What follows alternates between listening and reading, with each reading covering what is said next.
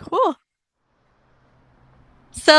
Hi. My name is Victoria Rico. I use she, her, aya pronouns, despite what my screen might say. I recently graduated from the University of California, Merced in May of 2022. Woohoo! I graduated with a BA in political science, and I'm currently a graduate student in the Higher Education and Student Affairs Administration program. Fancy. Um, at the University of Vermont. I want to just welcome everybody to this podcast and for listening to me. Hi, Dolan. Um, I guess today I'm going to be talking some about some of the, I guess, institutional barriers that, as a first generation student, a minority student of that low income, and um, I faced, and I know a lot of folks face, trying to get into college and being in college, right? I think we should first start about being into college, right? I think one of the biggest things that is going around right now is the SAT requirements and ACT requirements, and I'm all for removing that, right? Just because the barriers that there are, I don't. I remember taking the pre-SAT in 10th grade, and I didn't even know what the pre-SAT was. I remember sitting all the teachers telling us, okay, you guys are gonna take the pre-SAT, and the whole 10th grade class was sitting in the gym, and we were taking this test, and I had no idea that it was a pre-SAT. It was a requirement for college. I had no idea. Nobody ever mentioned that to me, right?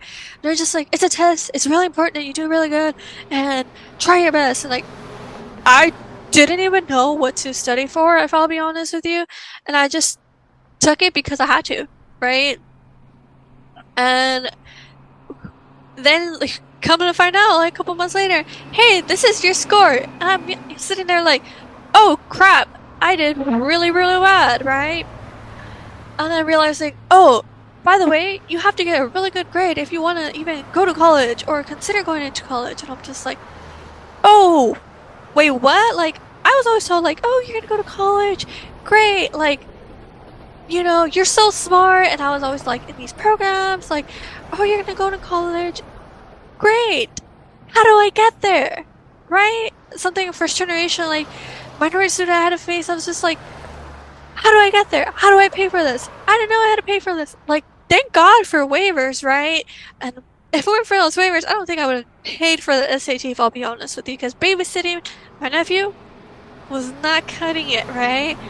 Um, I think that's the biggest thing that I'm so glad, and I feel a lot of schools should consider doing right, get rid of that SAT, because if you don't have a tutor, if you're not studying and have all these exam books and have all these resources to you, you're not gonna do good. You're gonna do crap, right? And it's they always say oh well, colleges always look at where you come from. So what you're saying is because I grew up in the ghetto and my parents are low income, I can get a really bad score, right?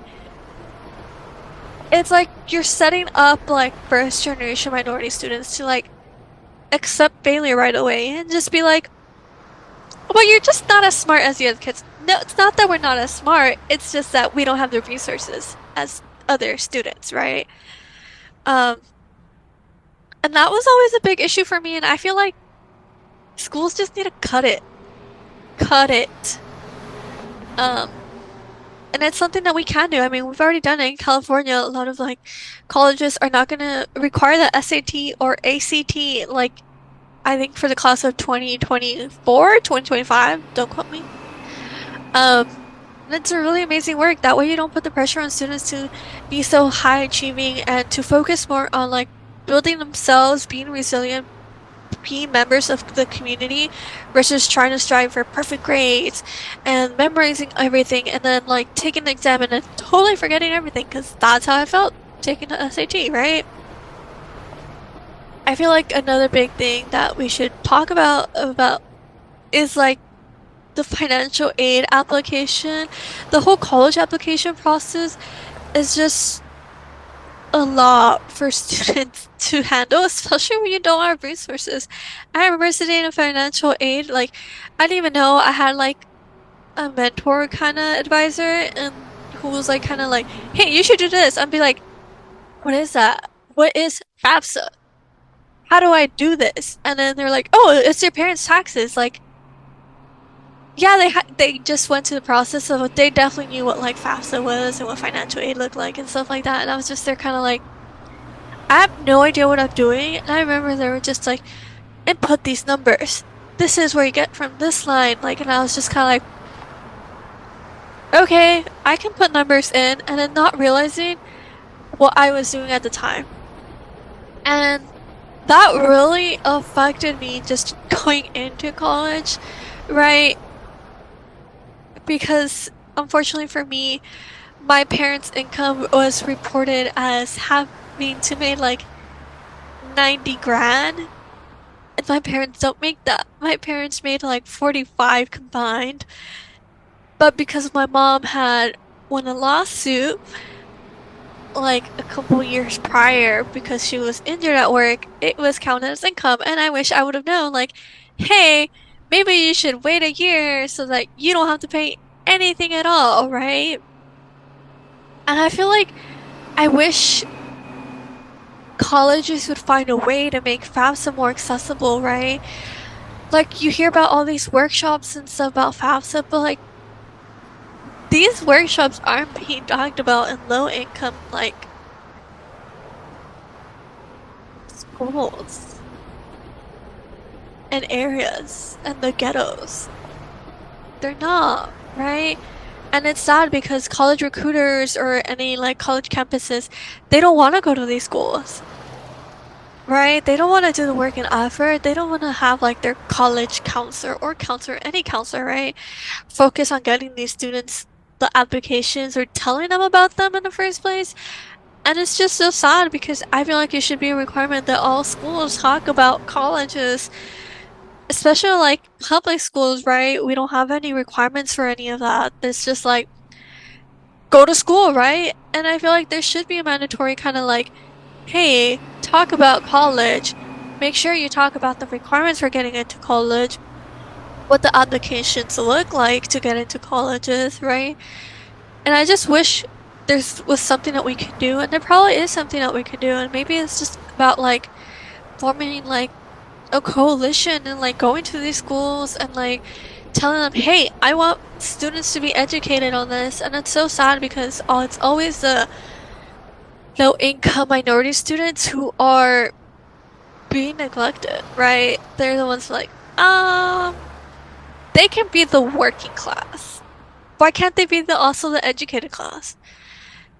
And I really feel like, sorry for my rant, Dolan, but like this should be a requirement. Like, one, that all schools talk about this process, even for students who might think about going to college, but really like just focusing that like, hey, college is a possibility for anyone and everyone, right? But I think another thing, like as I said earlier, SATs, cut them out, cut them out. They just like make it so much harder for like low income minority students to even like have a chance to get into college. And it's so sad that some colleges still require that. I don't think it's fair. It's not. And I really feel like cut it. Just just cut it. Sorry for the long rant. Um thanks for listening to me today. I hope that this like open conversation was insightful. If not, that's totally okay. I'm sorry, but thanks for sticking around to the end.